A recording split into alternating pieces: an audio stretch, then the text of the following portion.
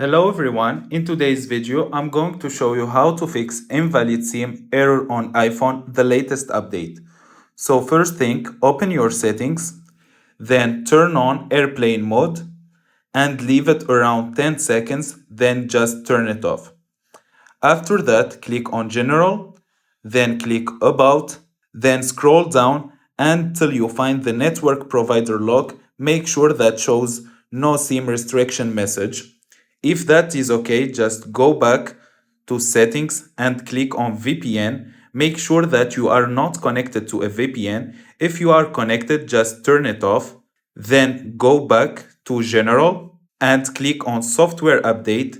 Make sure that you have the latest update on your iPhone. If you don't have it, just install the latest update.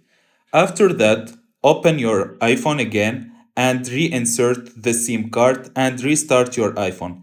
This should solve the problem.